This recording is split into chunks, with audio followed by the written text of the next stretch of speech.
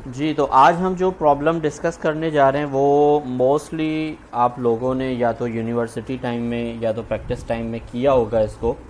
और आपको ये पता भी होगा कि किस तरह से हो रहा है, लेकिन हम इसको ऑप्टिमाइज़ करने की कोशिश करेंगे। ठीक है। अच्छा, प्रॉब्लम जो है मैं आपको पहले इसका मेन्यू बता देता हूँ। हैकर के अंदर प्रिपरेशन एल्गोरिथम्स, वार्म अप के अंदर स्टेयरकेस इस प्रॉब्लम का नाम है। ठीक है। और this is the staircase of size n equals to 4। तो यहाँ पर ये उसी तरह के हैश आ रहे हैं, 1 2 3 4, जहाँ इसकी एंडिंग पॉइंट है उतनी। और उसके अलावा ऊपर अगर आप देख रहे हो तो ये खाली स्पेसेस आ रही हैं। ठीक है।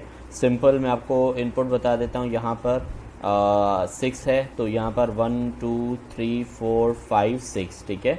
तो यहाँ पर ये उतने हमें हैश प्रिंट करने हैं। और staircase in the right align composed of the hash symbol and spaces and has a height and width of n equals to 6। ठीक है। और दूसरा नोट ये है कि the last line must have 0 spaces in it. ठीक है। तो इसका मतलब ये हुआ कि अगर ये 6 है तो हमें अगर यहाँ पर 1 देना है तो 5 स्पेसेस हैं, 2 देना है तो 4 spaces, 3 spaces, 2 spaces and 1 space, और लास्ट वाले की स्पेस बिल्कुल ही ख़त्म। ठीक है। तो ये प्रॉब्लम को समझना तो कोई मसला नहीं है।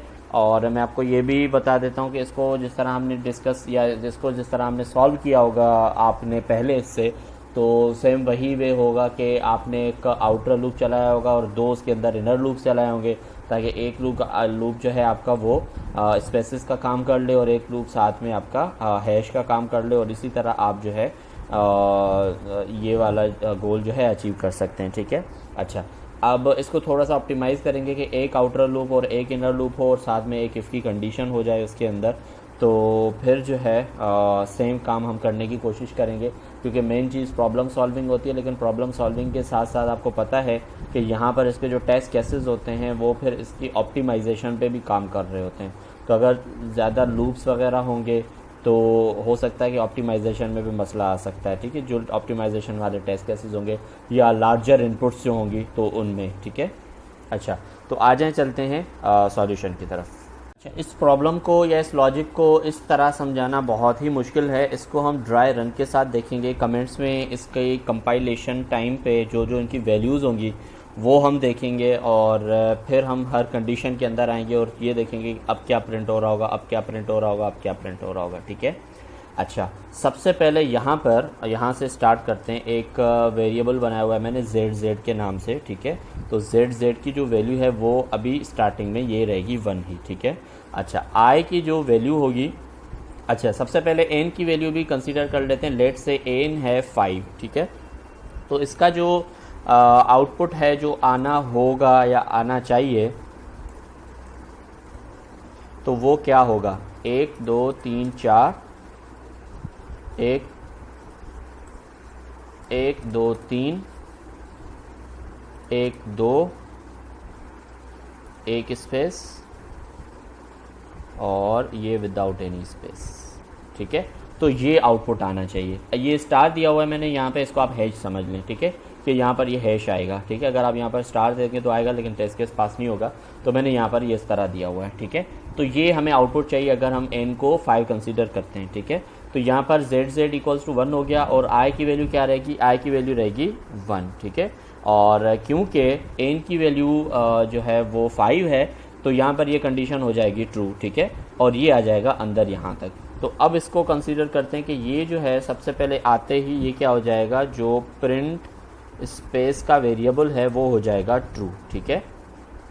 वो हो जाएगा यहाँ पर ट्रू। अच्छा, अब आ जाते हैं j की तरफ।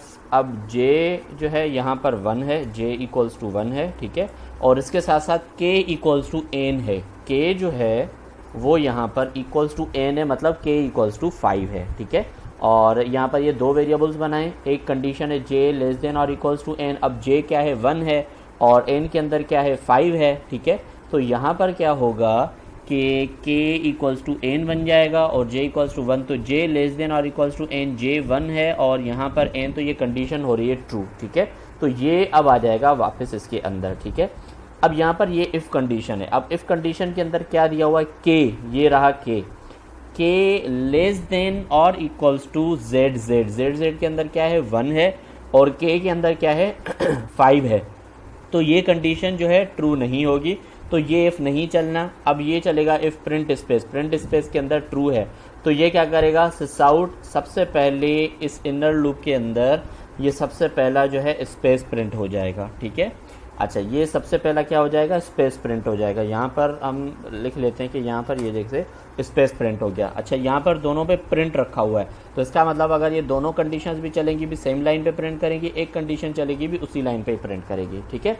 अच्छा, अब इनर लूप में ही हम रहेंगे, ठीक है, और इनर लूप में ही देखते रहेंगे कि क्या क्या हो रहा है। अब आ जाएंगे वापस यहाँ पर इस इनर लूप के ऊपर, ठीक है, और इनर लूप के ऊपर आने के बाद वापस जब j प्लस प्लस हो जाएगा और k माइनस माइनस हो जाएगा, इसका मतलब क्या होगा कि j हो जाएगा 2, ठीक है, और k हो जाएगा 4, ठीक है। अब यहाँ पर वापस आते हैं कि k 4 लेस देन और इक्वल्स टू z जो 1 है नहीं होगा, तो यहाँ वापस आ जाएगा, ये प्रिंट कर देगा क्योंकि ये प्रिंट स्पेस ट्रू ही है तो यहाँ पर ये कर देगा वापस स्पेस को प्रिंट, ठीक है। अच्छा, उसके बाद j इक्वल्स टू हो जाएगा 3, ठीक है, और k इक्वल्स टू हो जाएगा 3, ठीक है। अच्छा, अब यहाँ पर कंडीशन j लेस देन और इक्वल्स टू, हाँ लेस देन भी है और इक्वल्स नहीं है, मतलब लेस देन है क्योंकि j 3 है, तो ये वापस आएगा कि k लेस देन और इक्वल्स टू z नहीं है क्योंकि z के अंदर 1 है, तो या तो इसको 1 होना चाहिए या 1 से नीचे होना चाहिए k को, ठीक है। इस वक्त k की वैल्यू है 3, ठीक है। तो अच्छा, ये वापस आके इसने 2 स्पेसेस प्रिंट की, अब यहाँ पर ये तीसरी इसको कर देगा प्रिंट। अच्छा, अब ये वापस जाएगा ऊपर, अब j हो जाएगा क्योंकि j हो रहा है प्लस प्लस, तो j हो जाएगा 4 और k हो जाएगा 2, ठीक है। तो अब देखते हैं j लेस देन और इक्वल्स टू, हाँ लेस देन है अभी भी, लेकिन ये कंडीशन जो है क्या है, अभी तक फॉल्स है और ये कंडीशन ट्रू है, तो यहाँ पर एक और स्पेस हो जाएगा प्रिंट, ठीक है।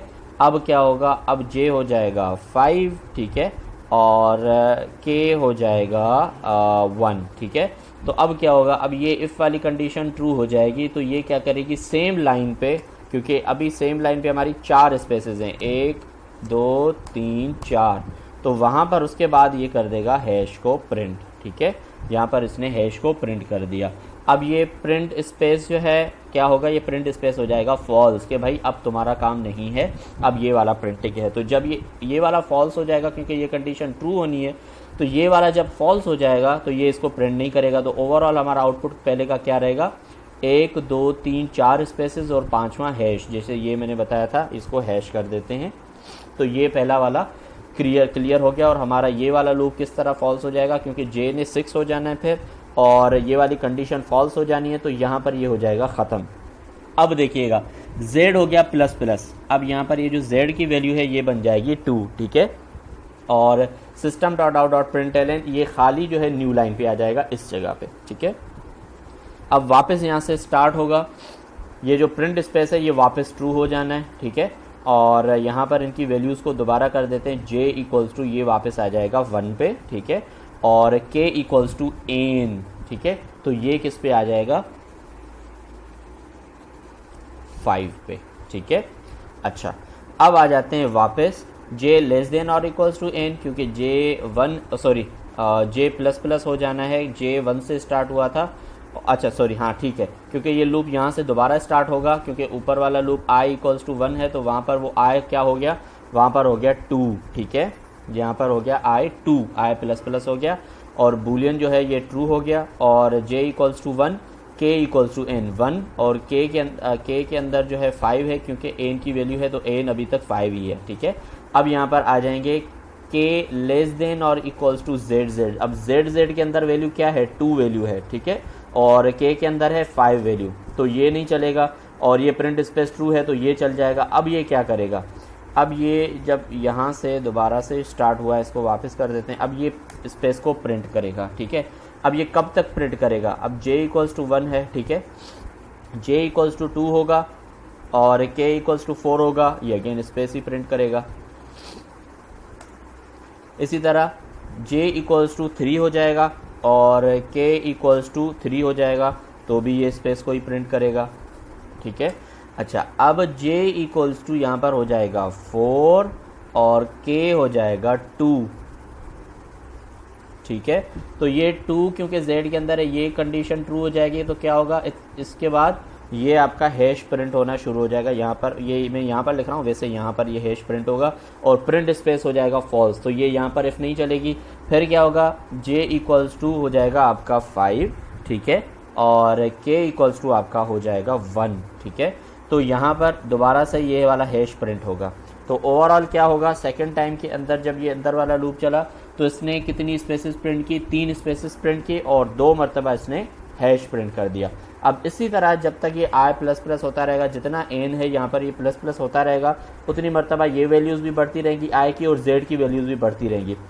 अब z की वैल्यू डायरेक्टली प्रोपोर्शनल है कि कितने हैश या स्टार प्रिंट होने, ठीक है।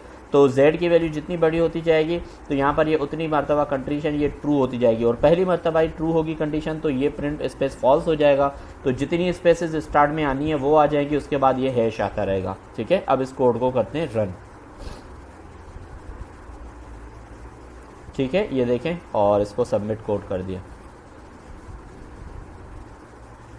ठीक है। तो शायद इसी कोड को आपने पहले जो है उसके अंदर किया होगा, 2 लूप्स के अंदर इनर लूप्स इस्तेमाल करके, या इसी तरह, या शायद आपको वो लॉजिक क्लियर नहीं होगी, या यूनिवर्सिटी में समझ के और पढ़ के आपने सिर्फ देख के कर लिया होगा। लेकिन आई होप कि आज आपको ये वाली लॉजिक और ऑप्टिमाइजेशन के साथ जो लॉजिक है वो बिल्कुल 100% क्लियर हो चुकी है।